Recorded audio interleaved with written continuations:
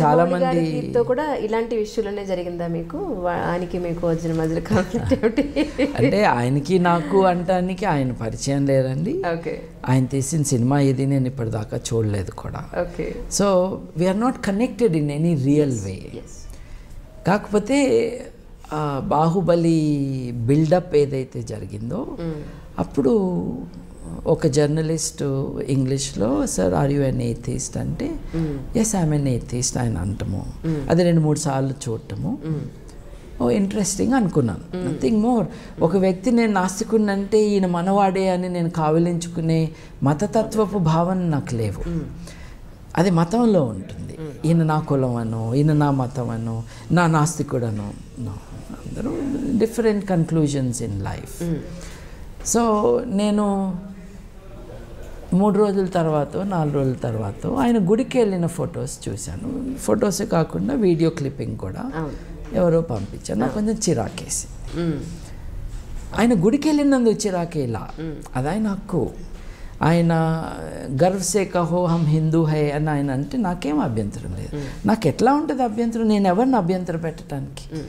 It is his freedom of worship and religion and belief and so on. నాకు చిరాకు ఎందుకు వేసిందంటే నువ్వు 3 రోజుల క్రితం నాస్తికుడిని అన్నావు అని, అంటే నాలాంటి వాళ్ళని బద్నాం చేస్తున్నావు నువ్వు అని. ఇప్పుడు రేపు నన్ను అంటారుగా నువ్వు నాస్తికుడిని అంటున్నావు, నువ్వు గుడికి వెళ్తావా అని అడుగుతారు. అందుకని నాకు అబ్జెక్షన్ అనమాట. So you be true to the definition of the word.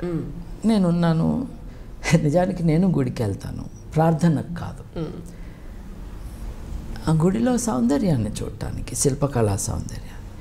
నేను తిరిగినన్ని మసీదులు, చర్చిలు, గుళ్ళు, దేవుడి మీద నమ్మకం ఉన్న వాళ్ళు కూడా తిరిగి ఉండకపోవచ్చు. నేను నిజంగా ఎగ్జాజరేషన్ కాదు.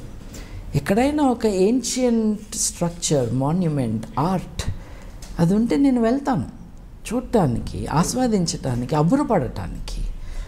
See, religious belief and other beliefs have had such power on human creativity and skill that it developed these marvelous examples of what the human is capable of. ఇదంతా మన వారసత్వమే. So we must celebrate it. కొబ్బరికాయ కొట్టను, పూజ చేయననే తప్పిస్తే ఎక్కడైనా హిందువులకు మాత్రమే ప్రవేశం అంటే నేను లోపలికి వెళ్ళను. I remain out side. I'm a visitor, I'm a guest. ఎంతవరకు ఆ రూల్ పర్మిట్ చేస్తుందో అంతవరకు వెళ్ళటానికి నాకు కుతూహలం, ఉత్సాహం ఉంది. ఇప్పుడు సోమనాథ్ దేవాలయం దగ్గర నుంచి అన్ని దేవాలయాలకి నేను వెళ్ళాను. సార్, అయ్యప్ప స్వామి దేవాలయానికి వచ్చి ఒకానొకప్పుడు, అంటే ఈ మీడియా ఇంత ప్రోపగండా చెయ్యని రోజుల్లో, ఒక 20 ఏళ్ల క్రితం మాట, నిజంగానే అయ్యప్ప స్వామి ఆ జ్యోతి అలా ఆకాశంలో ఎవరూ పంపించకుండా దానంతటా అదే వస్తుందని ఒక గుడ్డి నమ్మకం అనండి, లేదంటే అలా ప్రచారం జరిగిందనండి. చాలామంది ఆ జ్యోతి చూడడానికే వెళ్ళేవారు. కరెక్ట్గా చెప్పాలి, అది జ్యోతి అందరికీ కనిపించదు, అది కొంతమందికి కనిపిస్తుంది, నియమనిష్టలతో వాళ్ళకి కనపడుతుందని కూడా చెప్తూ ఉండేవాళ్ళు. తర్వాత ఇది మనుషులు పెట్టేదే, ఈ మూల నుంచి ఆ మూలకి పంపించేది మనిషి ద్వారానే ఆ జ్యోతి అలా వెలుగుతుంది, ఒక మనిషే పంపిస్తాడు, మనిషే తీసేస్తాడనే విషయం తర్వాత తెలిసింది. ఈ విషయంలో నిజంగానే మనిషి పంపిస్తారంటే ఇందులో మీ వాదన ఏంటి? ఇందులో యాక్చువల్లీ ఈ గుడితో ఒకటి కంప్లీట్ చేసేద్దామండి. ఇప్పుడు నేను గుడికి వెళ్తాను, నేను అదే అంటున్నాను. I go there to admire what is there. Rajamouli గారు చొక్కా తీసేసి వస్త్రం కప్పుకుని లాంఛనాలతో గుడిలోకి వెళ్ళారు, అంటే ప్రార్థన చేయటానికి వెళ్ళారు. అలాంటప్పుడు నాస్తికుడిని అని చెప్పుకోవద్దు అని నేను అంటున్నాను. ఎందుకు అని అంటే మాలాంటి వాళ్ళకి అపవాదం వస్తుంది. ఇప్పుడు మేము వెళ్ళాం కదా, ప్రార్థన చేయటానికి వెళ్ళాం కదా. ఇప్పుడు నేను వాస్తుని నమ్మను, మీరెవరు చూడనప్పుడు నేను వాస్తు పండితుడికి డబ్బులు ఇచ్చి నేను చేస్తే నేను వాల్యూ ఉండదు కదా. అట్లానే ఇది బాగాలేదు, ఇది పద్ధతి కాదు అని చెప్పటం అనమాట. Beyond that nothing else. ఆయన అయన్ ర్యాండ్ ఫాలోవర్ని, I'm very influence by her అని కూడా అన్నారు. మరి అయన్ ర్యాండ్ ఏమో స్ట్రాంగ్ ఏథిస్ట్. ఆవిడ సోషల్ ఫిలాసఫీ ఏమైనా కావచ్చు, షీఈ్ ఎ స్ట్రాంగ్ ఏథిస్ట్. మరి నేను ఏథిస్ట్ అంటున్నారు, అలాగే అయన్ ర్యాండ్ ఈజ్ ఇన్ఫ్లుయెన్షియల్ అని అంటున్నారు. మరి మీరు ఇలా చేయటం బాగాలేదు అన్నది నా పేచి. పేచి అంటే. ఆయన ఎవరో నాకు తెలియదు, నేను చెప్తున్నా ఆయన వింటాడో కూడా తెలియదు, ఆయన దాకా వెళ్ళేది అవకాశం కూడా ఉండకపోవచ్చు. But this is my stance.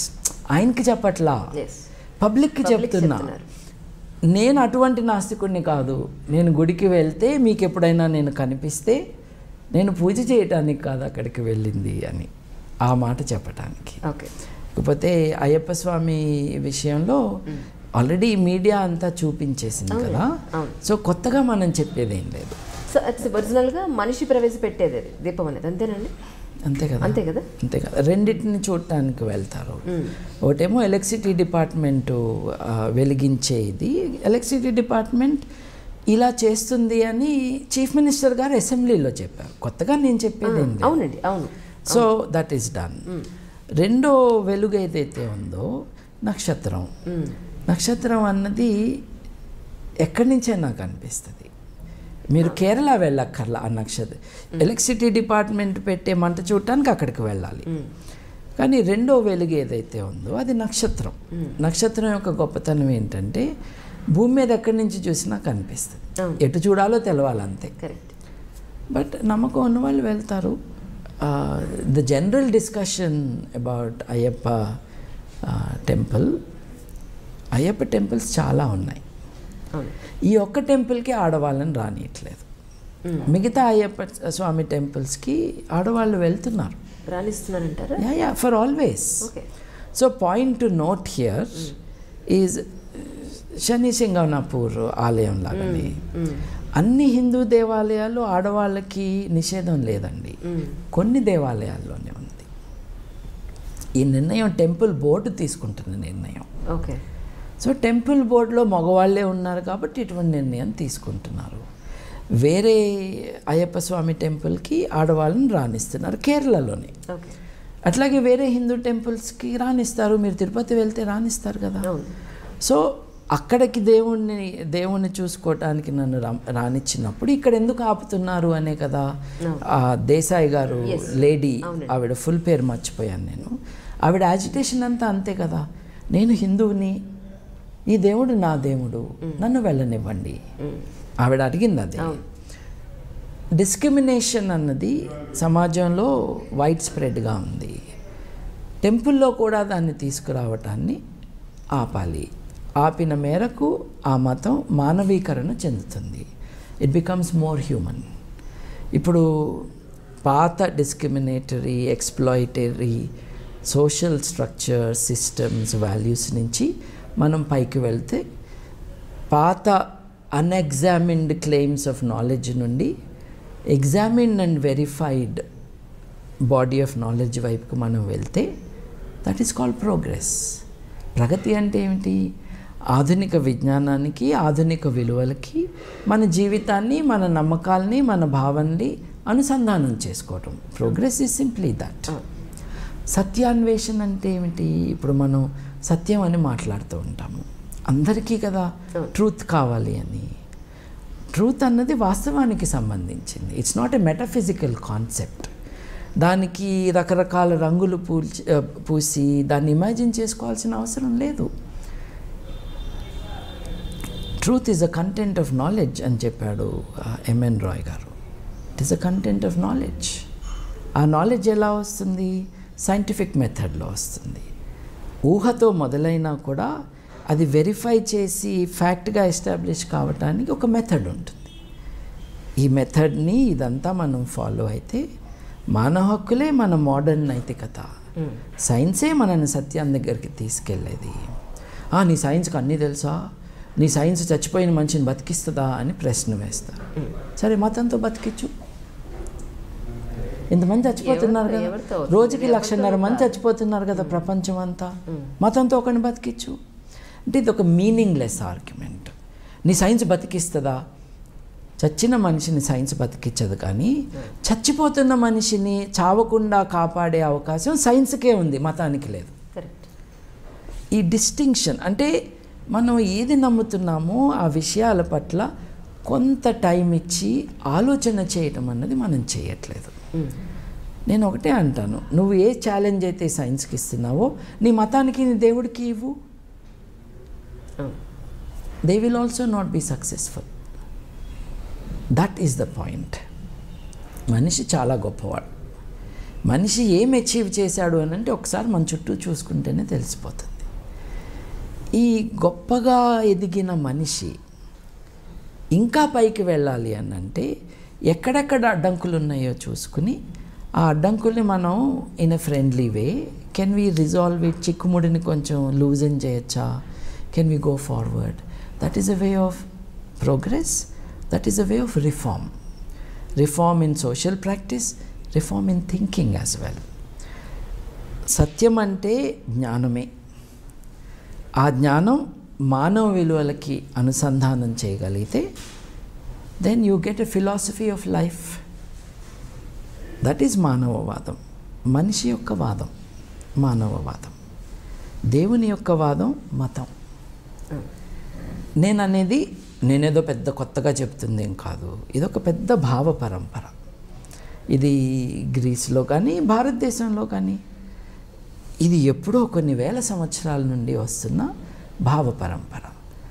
అది మన హెరిటేజ్, మన వారసత్వం. ఇది human centred way of thinking and action and social institutions built around the human. అంటే ఇదేంటి, మీకు నాస్తిక సొసైటీ కావాలా అని కొంతమంది సడన్గా అడిగేస్తారనమాట. అంటే వాళ్ళకి భయం వేసింది నేను చెప్పింది. మానవ హక్కులు లేనిది మానవవాదం లేదు. నువ్వేమి నమ్ముతావో చెప్పేది మానవవాదం కాదు. నీకు నువ్వు ఆలోచించుకోమని చెప్పి దానికి స్వేచ్ఛ కావాలని చెప్పేదే మానవవాదం. ఇప్పుడు ఎంతసేపు మానవవాదులను చంపుతున్నారే కానీ మానవవాదులు ఎవరిని చంపట్లేదే. అంటే వీళ్ళేదో కట్టడి చేస్తున్నారు, వీళ్ళకేదో నియంతృత్వం కావాలని ఉంది అని అనుకుంటూ ఉంటారు. అంటే ఒక రకంగా వాళ్ళు అనుకున్న భయానికి కొన్ని బేసిస్ ఉన్నాయి. ఏమిటి అని అంటే కమ్యూనిస్టు నిరంకుశత్వ పాలన, కమ్యూనిస్టు నియంతృత్వం అన్నది ప్రపంచవ్యాప్తంగా మనం కొంతకాలం చూసాం. ఆ కమ్యూనిజం మానవవాదం కాదు, అదొక పొలిటికల్ ఐడియాలజీ. ఇప్పుడు వాళ్ళు నాస్తికులు అన్నమాట నిజము చాలా వరకు, కానీ వాళ్ళు మానవవాదులు కాదు. మార్క్స్ మానవవాది, కానీ కమ్యూనిస్ట్ పార్టీతో ఒక నియంతృత్వం తీసుకొచ్చి దాన్ని నడపాలి అని చేస్తున్న ప్రయత్నాలు మానవవాదంతో ఎలా పొసుగుతాయి? It's not linked at all. So ఆ confusion partly because they associate atheism with communism. Communism class divisions వాటి గురించి, అలాగే ఒక వర్కింగ్ క్లాస్ ఎట్లా అధికారంలోకి రావాలి, డిక్టేటర్షిప్ ఆఫ్ ప్రొలెటేరియట్ కావాలి అంటున్నారు, మళ్ళీ నియంతృత్వమే కావాలంటున్నారుగా. అదేలా?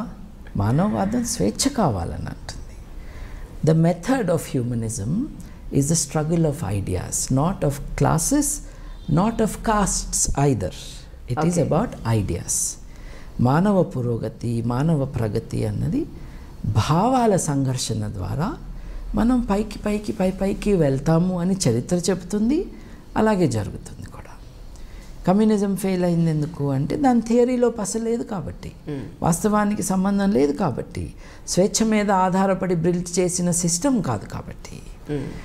అందుకనే కమ్యూనిజంలో ద స్టేట్ విల్ విదర్ అవే అని అన్నారు. అంటే రాజ్యం వెళ్ళిపోతుంది అని.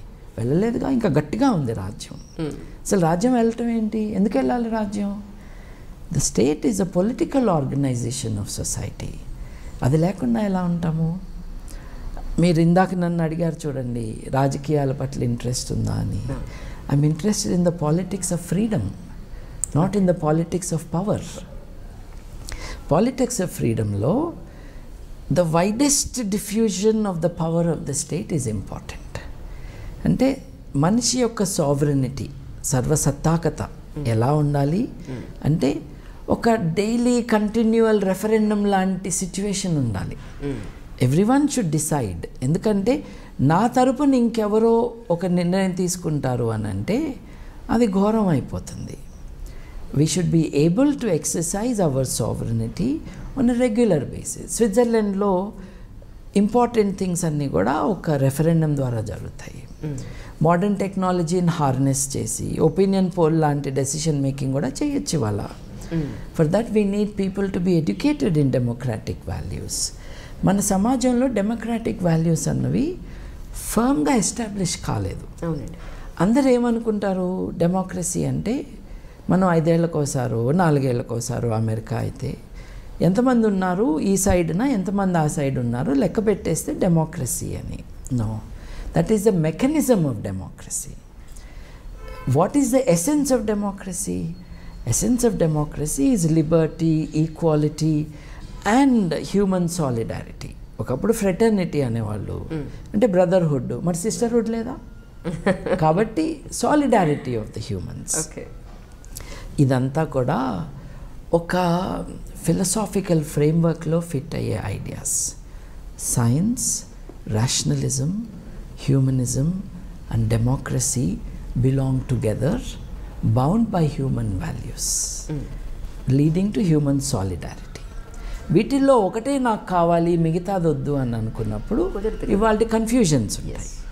ఇప్పుడు అన్నిటికంటే పెద్ద ప్రజాస్వామిక దేశం అని అంటున్నాము, మరి మనం హ్యూమన్ రైట్స్ ఇండెక్స్లో ఫస్ట్లో ఉండాలిగా.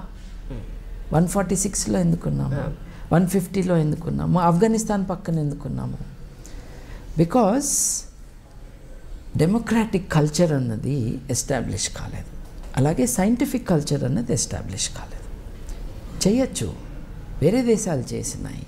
ఒకప్పుడు భారతదేశంలో సైంటిఫిక్ కల్చర్ కొద్ది మందిలో మనం చూసాం.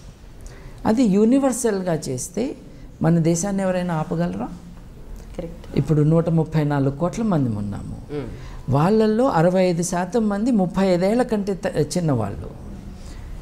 అంటే ఈ దేశంలో 65-70 కోట్ల మంది బిలో 35 ఉన్నారు. They are the youth of the world, not of this country. వీళ్ళందరికీ ఆలోచన శక్తి ఇచ్చి, సైన్స్ ఇచ్చే స్ఫూర్తిని, జ్ఞానాన్ని ఇచ్చి, democratic values in a real spirit వాళ్ళకి ఇంట్రడ్యూస్ చేస్తే ఈ దేశాన్ని ఎవడూ ఆపలేడు. ఆ work is a renaissance work, పునర్వికాసం. ఈ పునర్వికాసంలో Indian society will rejuvenate itself, base itself on facts and dream of freedom and guarantee those freedoms by rights. Underpinning them is human values. ఈ విజన్ని develop చేయటానికే మానవవాదుల యొక్క కృషి. దాంట్లో అప్పుడప్పుడు ఒక ఆస్ట్రాలజర్తోనో ఒక వాస్తు, ఎందుకు అనంటే దిస్ మేక్స్ గుడ్ టెలివిజన్. ఇప్పుడు నాకు బీపీ లేదు అన్న వ్యక్తిని నీకు ఉన్నది అని నిరూపించటం, it is drama on television. ఒక సెలబ్రిటీ అని అందరూ అనుకునే ఒక హై ప్రొఫైల్ జ్యోతిష్యుడు దండం పెట్టి నాకు జ్యోతిష్యం రాదు, నేను చెప్పేదంతా తప్పు అని, అప్పటి వరకు చెప్పిన అన్ని తప్పు అని నిరూపణ అయినాక తలొంచుకుని వెళ్ళిపోవటం అన్నది is a dazzling moment in the history of television in the world, not simply in Telugu land.